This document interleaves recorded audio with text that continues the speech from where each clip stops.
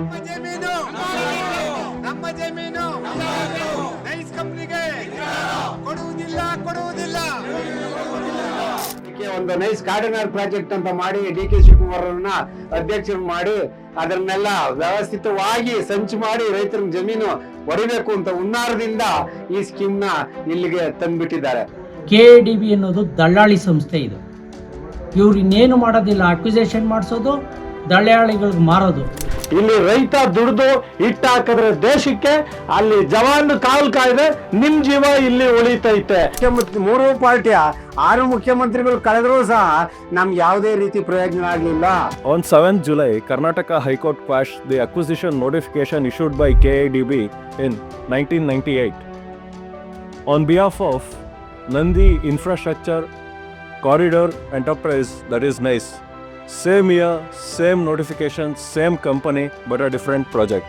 Today, we are in Gonipura village, where KADB had proposed to acquire 334 acres of land in Gonipura and neighboring villages of Bengaluru for a township project. However, the process is still incomplete. The land marked under this acquisition starts right from here at this very banyan tree and stretches across hundreds of acres of fertile farmland.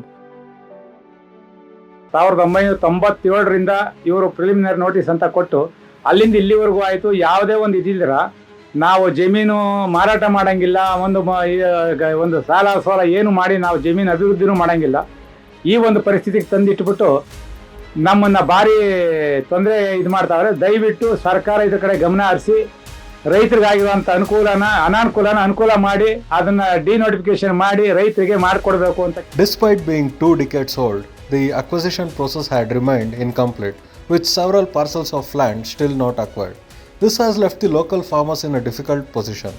With the land marked for acquisition, they are unable to develop it or sell it to private buyers. Their only option is to sell it to KADB, often at prices determined by the board itself.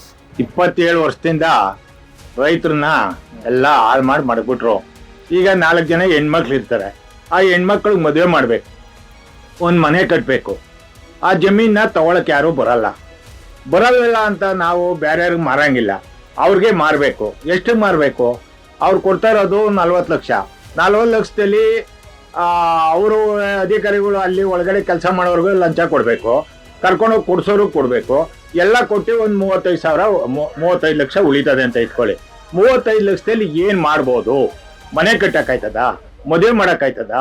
ಹೆಣ್ಮಕ್ಳು ಇರೋರು 35 ವರ್ಷ 40 ವರ್ಷ ಮನೇಲಿ ಇಟ್ಕೊಳಕ್ಕಾಯ್ತದ? ಈ ತರ ಮಾಡಿ ರೈತರುಗಳನ್ನ ತೊಂದರೆ ಕೊಟ್ಟು. The market value here is 5 to 6 crore per acre.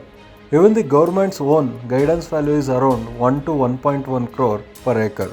But farmers here are being forced to sell their land to KADB for just 40 lakhs. Out of that, 5 lakhs goes towards brokerage and commission.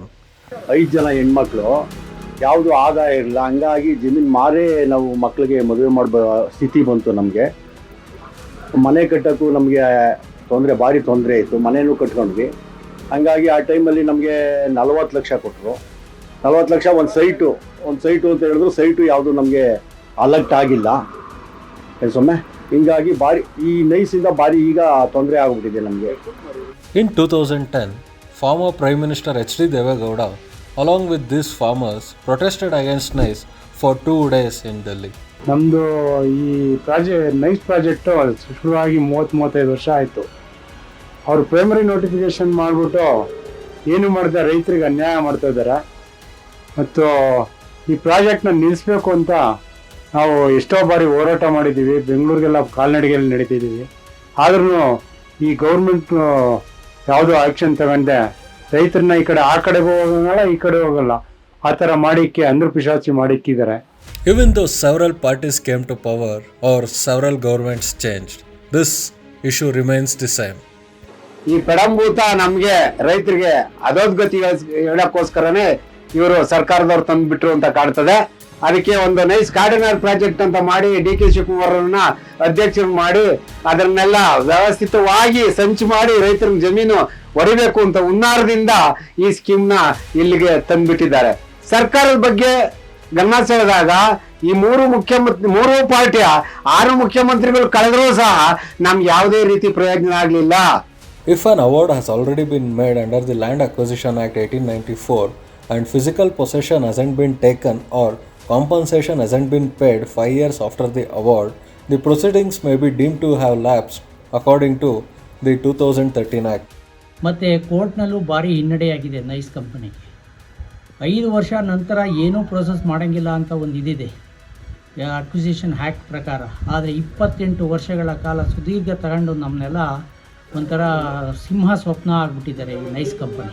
K A D B ಅನ್ನೋದು ದಳ್ಳಾಳಿ ಸಂಸ್ಥೆ ಇದು. ಇವ್ರು ಇನ್ನೇನು ಮಾಡೋದಿಲ್ಲ, acquisition ಮಾಡಿಸೋದು, ದಳ್ಳಾಳಿಗಳಿಗೆ ಮಾರೋದು. ಅಲ್ಲಿ ಜೈ ಜವಾನ್, ಇಲ್ಲಿ ಜೈ ಕಿಸಾನ್ ಅಂತ ಅಂದ್ಬಿಟ್ಟು ಲಾಲ್ ಬಹದ್ದೂರ್ ಶಾಸ್ತ್ರಿಯವರು ಒಂದು ಅರ್ಥವನ್ನು ಮಾಡಿ ಹೇಳಿದ್ದಾರೆ. ಇಲ್ಲಿ ರೈತ ದುಡಿದು ಹಿಟ್ಟಾಕಿದ್ರೆ ದೇಶಕ್ಕೆ, ಅಲ್ಲಿ ಜವಾನ್ ಕಾವಲು ಕಾಯ್ದೆ ನಿಮ್ ಜೀವ ಇಲ್ಲಿ ಉಳಿತೈತೆ. ಹಾಗಾಗಿ ಇವರು ಸಾಯಂಗೂ ಇಲ್ಲ, ರೈತರು ಬದುಕಂಗೂ ಇಲ್ಲ, ಆ ಥರ ಮಾಡ್ಬಿಟ್ಟು ಇವಾಗ ಎಲ್ಲ ರೈತರಿಗೆ ಅನಾನುಕೂಲ ತಂದಿಕ್ಕವ್ರೆ. 1996-97 ಬಂತು. ಅವತ್ತು ನಮ್ಮ ಒಂದು ಮಕ್ಕಳು ಪ್ರೈಮರಿ ಸ್ಕೂಲಲ್ಲಿ ಓದ್ತಾ ಇದ್ರು. ಇವಾಗ ನಮ್ಮ ಮಕ್ಕಳಿಗೆಲ್ಲ ಮದುವೆ ಆಗಿ ಅವ್ರ ಮಕ್ಕಳಾಗವೆ ಪೂರ್ತಿ. Farmers are happy with the High Court's decision and say they are ready to fight it out legally. But what does our legal expert think this really means in the long run? First, denotification is out of the picture for a simple reason that it has gone up till the Supreme Court and approval for the acquisition has been granted by the Supreme Court itself. At this stage, when the final notification is already issued, there is no question of denotification.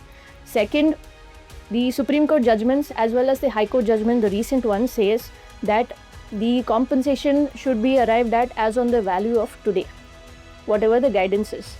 Now, the persons who have already taken the value and not questioned it can also approach the court, but there are certain conditions that you have to satisfactorily explain to the court as to what you were doing for so long, because the principles of estoppel will play against you. Holding on to hope, farmers here continue to wait, expecting that their land eventually will be denotified. For South First, this is Pawan Kumar.